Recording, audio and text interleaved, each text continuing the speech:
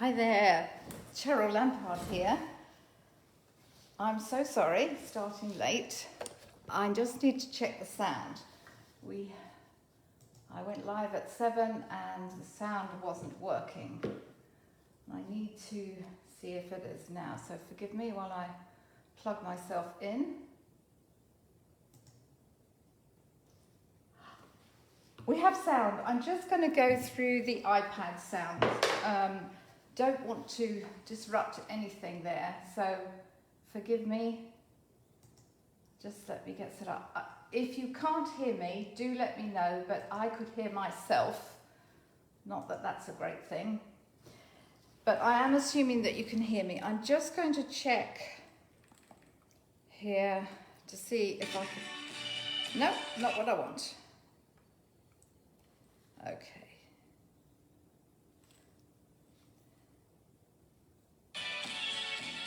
Abba, how lovely. Anyway.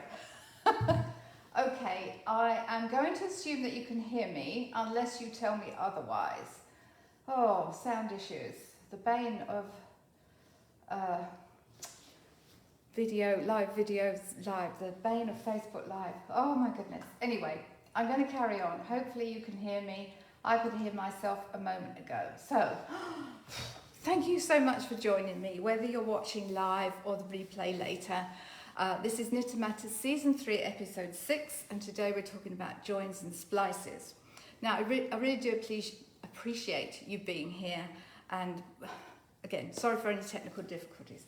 Okay, I'm an image consultant with my company Style Matters International, and throughout my life my passions have been sewing and knitting in particular is my therapy. It's the thing I do every day. I'm a Craft Yarn Council certified knitting instructor, I'm an educator, and many moons ago I used to be the proud owner of a yarn store in Brighton, England called Yummel, Hair of the Sheep, and I have a lovely sheep here. We might have a competition to name her later. Anyway, and one of the great joys of owning a yarn store is that you get to teach people how to knit. Love doing it then, love doing it now. So I am going to move the camera. I'm on my own today, so I'm going to move the camera. This is the wibbly wobbly bit, so look away if you get dizzy on things like this. And, oh, Dawn says she can hear me. Thank you, Dawn. Thank you so much. I always breathe a sigh of relief when somebody says they can hear me. Okay, I just have to position the camera. That's my pin cushion to sort of show me where I should be. Okay. That seems a rather large picture, but okay, that's good. As long as you can see my hands, that's all I'm concerned about. Okay, right, so today we are talking about joins and splices, and sooner or later, every knitter has to join a new ball of yarn, whether we really want to or not, but we have to do it, whether it's a new colour or starting a fresh ball of yarn. Love it or hate it, it has to be done. And you know, there's as many opinions as there are suggestions and resolutions for joining your yarn. Because one size doesn't, and that's a good thing, because one size just doesn't fit all. We need to factor in the yarn, the project, its use, as well as your personal preferences. Sorry, I'm moving about here because I'm just trying to get myself in the right position so that you can see and that my hands can be seen, and I need to just be able to see what you're seeing as well. So hopefully, I'm just switching back here to make sure that, yeah, what you can see is what I can see. That's good. Okay, sorry about that. It's not exactly running smoothly, but never mind, that's just fine. That's just fine. So, okay.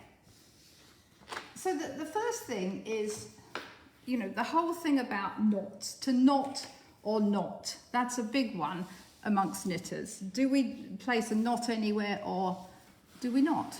The answer is no and yes. Generally, I don't like knots in my work, and there are some exceptions. And one of those exceptions is at the start of a row. let's move that out of the way now. One of those exceptions is at the start of a row. If you need to join in a new ball, if you need to make a join, do it as far as possible at the beginning of or at the end of a row. And really, all you need to do is, this may seem obvious, all you need to do is tie a very loose knot. Some people don't do that, sometimes I don't do it, I just hold the yarn, but just tying a loose knot, you don't want it to be tight, just tie a loose knot at the start of the row or at the beginning, bringing up to where you start, and then you can knit along as per normal. Sorry, I realised you weren't seeing that then. Oh gosh. So all I did there was tie a very loose little knot at the beginning of my row. In fact, I'll go back because I realised I was out of shot then. Now my apologies for that. I'm trying to look at what you can see and make sure that I'm getting any comments if you give me them. So literally all I've done there is just a very loose knot. It's so loose it slides up and down the yarn, and that's all I want. And then I can knit my, you know, I can carry on knitting, and what I would do later is I would then untie that. I'm leaning across the table here. I would then untie that and just weave that into my seam. All well and good there. Now, what if I need to join in the middle of my row? Or if this is, you know, this idea of joining at either the start or the beginning of a row, it's fine for flat knitting, but if you're joining in the round, if you're knitting the round, or even for some colour work patterns, joining mid-row is unavoidable. It can't be helped. So what I would do then, let's bring in another colour so you can see that. What I would do then is, let's do a few more stitches. What I would do then is just loop that. I'm going to hang on to this with my left hand. I'm a thrower, an English knitter. So I'm going to just hang on to this new colour with my left hand because I want to put some tension on that. Then I'm just going to carry on knitting with my in my usual tension. Now, you're going to say to me, I'm pretending that this is, I've changed colour. I've done this with a different colour so that you can, I'm pretending that this is a new ball of yarn, which it is, and I'm using a different colour because then you can see it. Now, I'd work to the end of the row there, and then when you turn it round, what you can see here, of course, is we've got a bit of a hole. Well, two things you can do here. Again, this is where you can loosely knot this, just to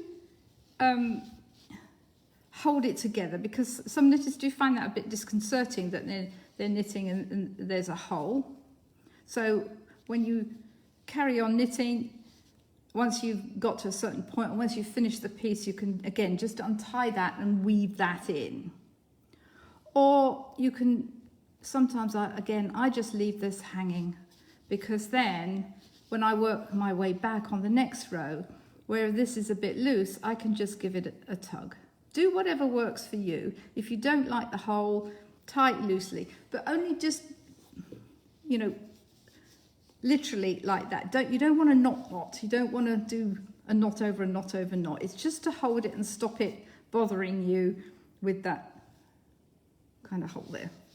Okay, and then you'd carry on, and then you would weave that in afterwards. And the way that I would weave that in, I'm not going to do that now because we've got lots to do today, but I would weave that in, following the line of my stitching, and I'd bring this one over that way and that one over that way, and then follow the path of the yarn.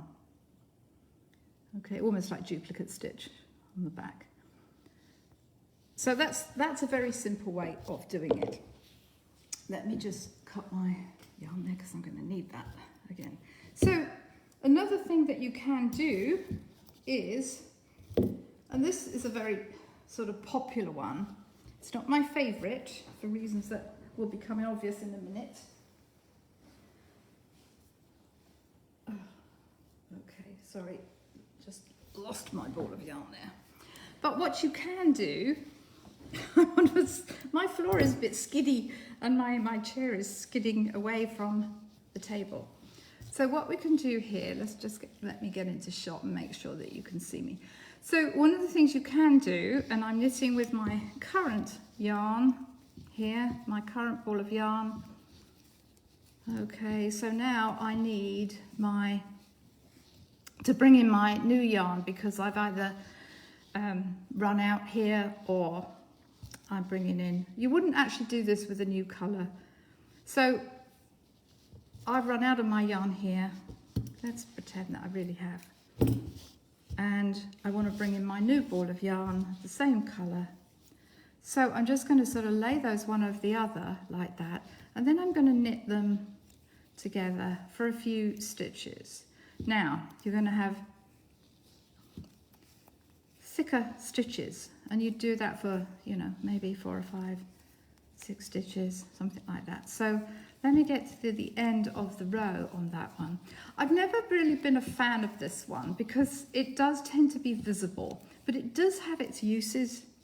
If you've lost out at yarn chicken in that you have a very short end, as I pretended that I did then, or you've got a fuzzy or slubby yarn, or you're simply joining in an area where it won't matter too much, then this is a useful one. But let me show you, once you get on this reverse row, and you must remember to knit the 2 stitches together, otherwise you're going to end up with a bunch of increases which you probably don't want. Now I know all this seems perhaps very easy basic stuff, but it is. But sometimes we forget that sometimes the simplest things are the most useful, or they have their applications. So actually that's really not too bad. That's come out better than I thought. So I've done 4 or 5 stitches there with double yarn, and that's how it comes out on the right side. That's really a lot better than I thought it would be. So that's an option. If you're using a very fine yarn or a very kind of firm yarn where the stitch definition really shows, this might not be the one to use, but it certainly has its place. Actually, I'm quite pleased with that. Okay, so that's knitting 2 strands together. Maybe I'll revisit that one. See, sometimes you can surprise yourself. Okay, now we're going to do something called a splice. It's called a felted join or a spit splice. Yes, I said that correctly, a spit splice. So I'm going to do it in 2 colours because I think that's going to be easier to see. So this is best used with untreated. Oh, Dawn, yes, you said that looks great. It did, didn't it? I surprised myself there. So Dawn's talking about the using 2 strands together. That's surprisingly good. I'm pleased with that. Again, you might have to test that one out on different yarns and do a test piece first. Anyway, thank you for that, Dawn. Anyway, splicing. Simple splice, felted join or spit splice. And it is, unfortunately, they call it that because that's what you do, except we're going to do it with water. Now, you would use this one with untreated wool fibres. It doesn't work so well with superwash. Well, it doesn't work with superwash wool because superwash wool is treated so that it doesn't kind of felt. So that this wouldn't work with that. It's not going to work well with cotton either. Now, I do know some knitters who have done it with acrylics, but you do have to be careful with that. I think it's better used on wool fibres, animal wool fibres. It works really well. So this is what we would do. And when you felt something, you need 2 out of 3 things. You need heat, moisture and friction. Now in this, we're going to use all 3 elements. One of the things I would suggest here is that you break the yarn, and again, you can do that with wool. With acrylics, that's going to be really difficult. And actually, I'm going to use one colour on this so that you can really see it work. So I'm going to break 2 lengths, only because you're going to be, it's easier for me to do this with 2 pieces rather than struggle with 2 balls of yarn going across the table. But one of these would be the end of your current ball of yarn. The next one would be the new ball of yarn. The principle is the same. So I've broken my yarn, and you'll see why in a minute. It's a lot easier to not to felt it, but to get it in the way that you want it. Because what we're going to do now is separate the plies. We're going to pull these apart a bit, and I want a couple of inches on this. I want a couple of inches at least. Now, what I'm going to do is separate both my ends. Okay. Now, I do want to take off. I'm going to cut. You could just, I'm going to separate further still 1/2 of the plied end of both, and I'm going to pull those off because I want two. I'm going to, right. So this looks terribly ratty at the moment, but it will work out, I promise you. So I split my plies, and I've got 2 plies there instead of the 4. And I'm going to do the same here. Because I want to get as much as possible, I want my spliced yarn to be the same thickness as the one that I'm knitting with. Okay, so now so you see here, this is old yarn, new yarn. I've separated the plies, and I've taken away 2 of the 4 strands, if you will. Now I'm going to lay the plies in my palm of my hand. Okay. And I'm going to dampen them slightly. Now, this is where I'm certainly not going to spit on this. That wouldn't be very nice on camera. If you're at home and you're knitting and you need to dampen it, yes, you could just pop the ends of the yarn.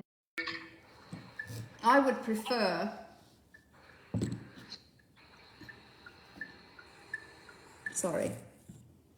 I would prefer to just dampen this.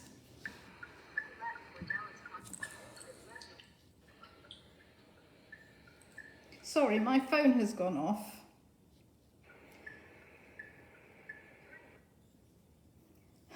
Unbelievably. I'm sorry. Okay, so I have dampened my yarn, and now I'm going to rub it like crazy in the palms of my hands. I'm going to get the, now I've got the Darth Vader tune going off. I'm going to rub and rub, and I'm creating friction. I'm creating heat, I'm creating friction.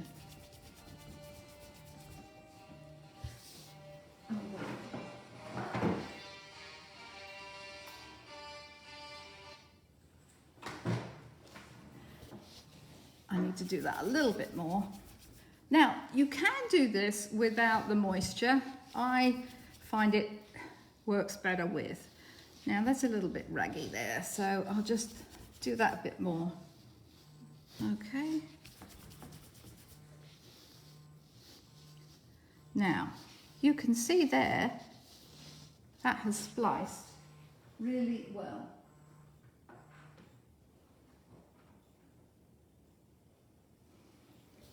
Now, you might think that would pull apart, and yeah, it would if I was going to be yanking on that, but it's not going to. By the time that's knitted, it'll be perfectly secure.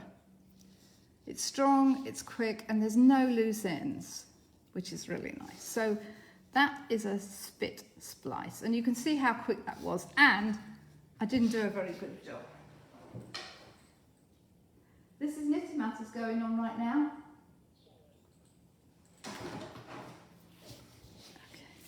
That was my husband phoning me, completely forgetting that it's Knitting Matters tonight. Okay, how funny. Right, the next thing, so that's spit and splice, or a felted join.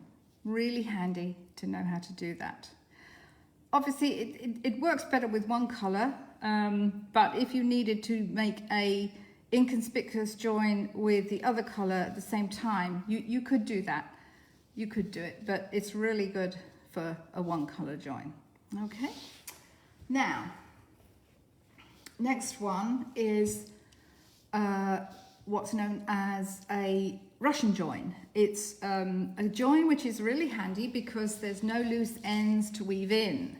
It's strong and it's secure, and it's reversible. And what that means is if it's done well, then there is no, it won't show on the reverse side of the work. So if you need it to be neat and tidy on the wrong side, it's a good one to do. So I am going to do this one in two colours because I really want you to see this. Now, what you need for this, you do need, oh, and I should say that this works on virtually any fabric, any yarn. It works well on wools, on non-felting yarns. It works on acrylics. It can be a little thick. So for cottons, again, or very smooth, tightly spun, very regular smooth yarns, test it first, okay? So you need a tapestry needle or a yarn needle, and you want a straight fine one. Much as I like the ones with the curved ends for sewing up, you do need a straight one for this. It's easier. If you don't have a straight one, then use what you have, but it is easier with a straight one. And again, you'll see why in a second.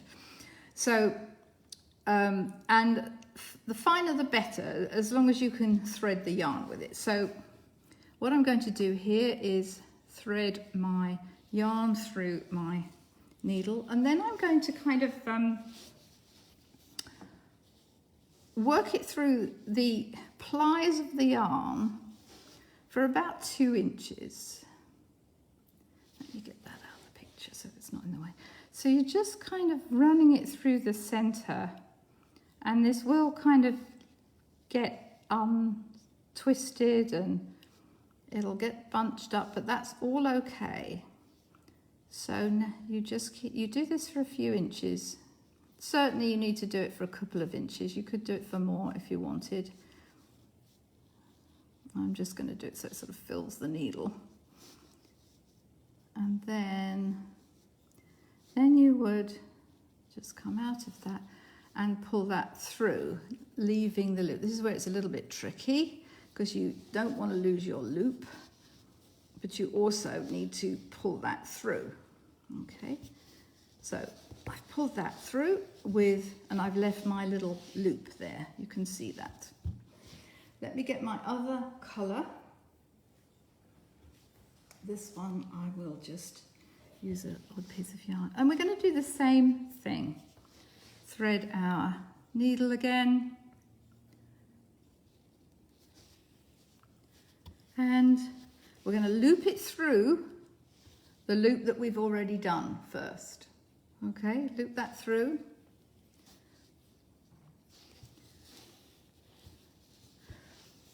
Oh, I can see my husband is watching now. Hello, Carl. Thanks for the wake-up call. That was too funny. Okay, so we're going to just keep going here. Keep going here. Running that through for a few inches.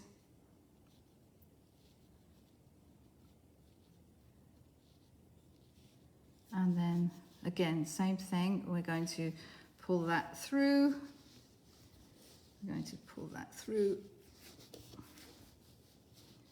and off the needle. Now you would pull the ends to tighten that up. You want to make sure that's, you pull the ends, if I can just find my end there. I want to pull my ends so I can really tighten that up.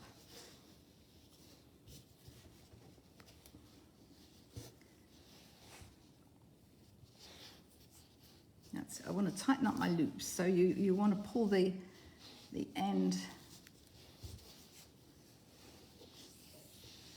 And there, oh, that one needs a little bit more tightening up.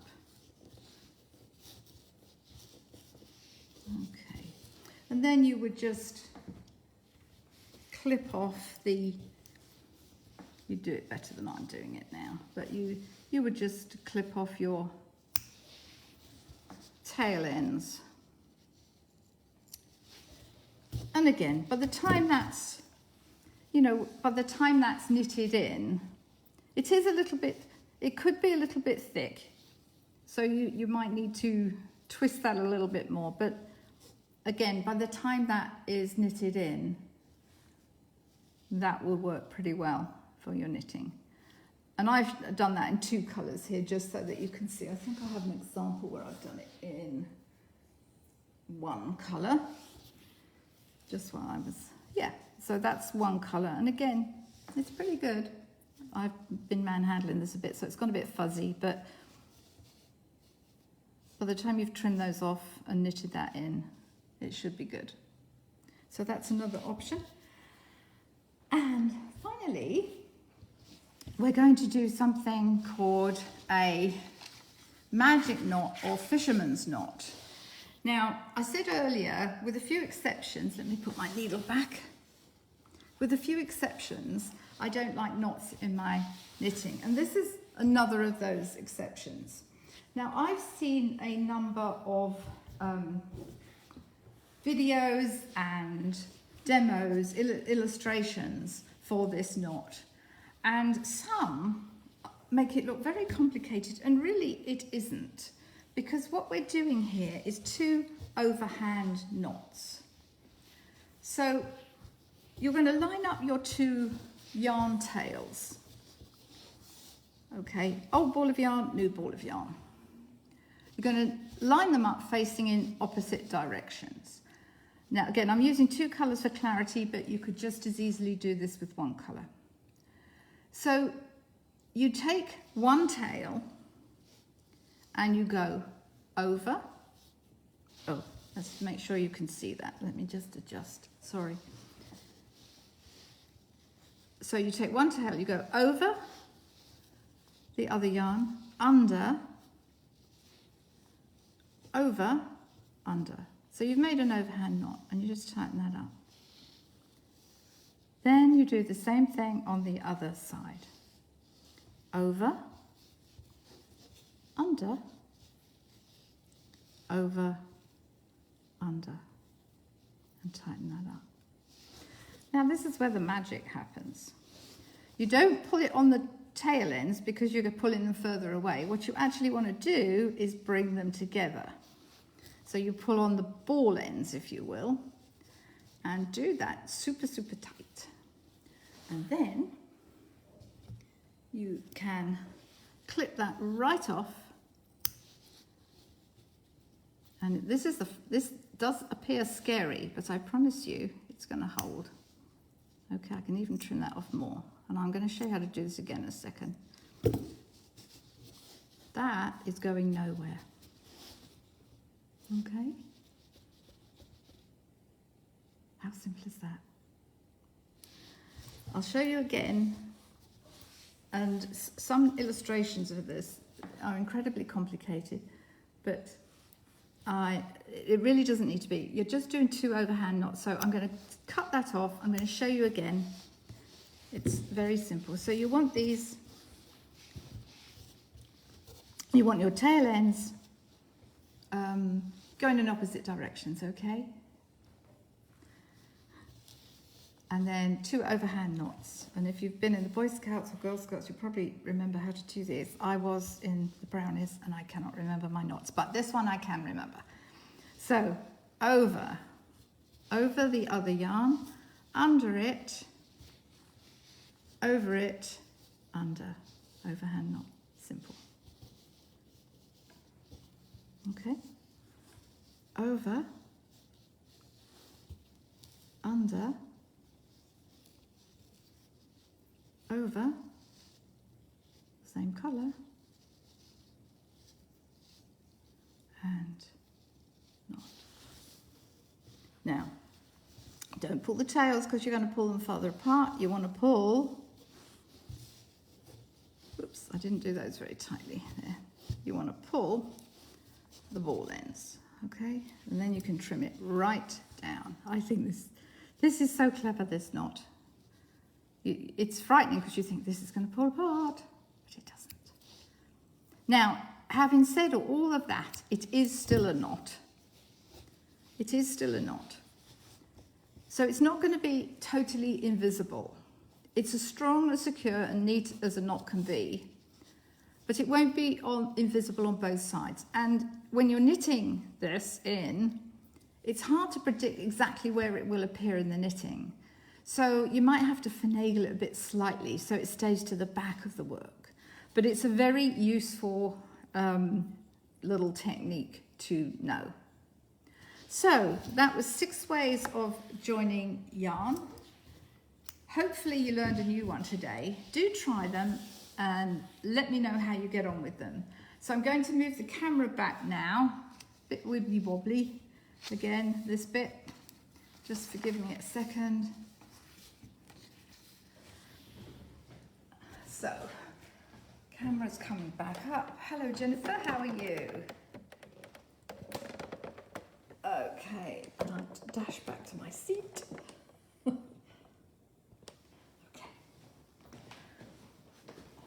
Ah, there we go. So that was season 3, episode 6 of Knit Matters. If you want to watch it again, I'm sorry we had a few interruptions, but it makes life interesting, doesn't it? As always, these videos will be uploaded to our Facebook page and then to our YouTube channel within 24 hours or so. If you want to watch it again, the easiest way is to watch it on YouTube, and you'll see them all episodes are listed there and in order that they come in. If you subscribe to the YouTube channel, you'll instantly get these into your subscription feed when they're published. I also, many of you already know this, so forgive me if you've heard it before, I did type out the playlist for all of for the 2 seasons. Haven't done it for season 3 yet, as we're only 6 episodes in.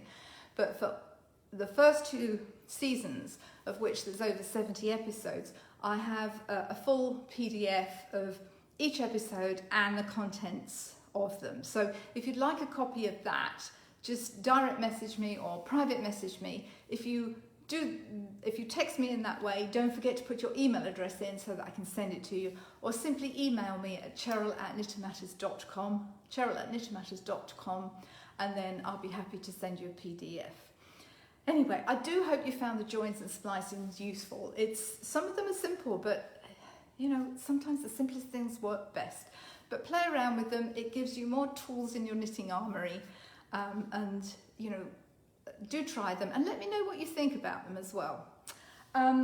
So thank you so much indeed for watching. Until next time, stay well, stay calm and stay knitting. Bye bye for now.